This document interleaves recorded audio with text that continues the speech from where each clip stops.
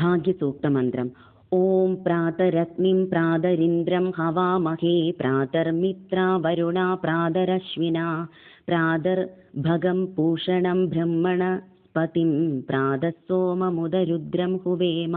प्रातर्जितं भवमुग्रं हुवेम वयं पुत्रमदितेर्यो विदर्ताम् आद्रश्चिद्यं मन्यमानस्तुरश्चिद्राजा चिद्यं भगं भक्षीत्याह भगप्रणेदर्भग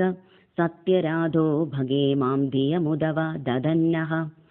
भगप्रणो जनय गोभिरश्वैर्भग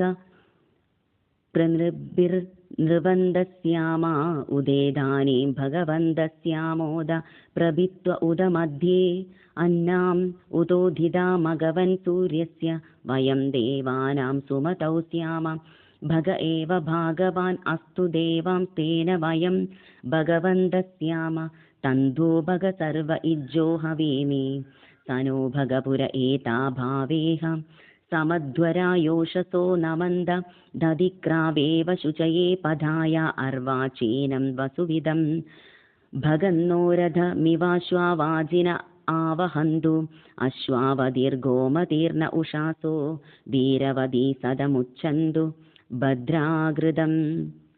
दुहाना विश्वद प्रपीना यूयं पादस्वस्ति सदा नः यो मा अग्ने भागिनं सन्दमदा भागं चिकीर्षति अभागमग्ने तं कुरु मामग्ने भागिनं कुरु।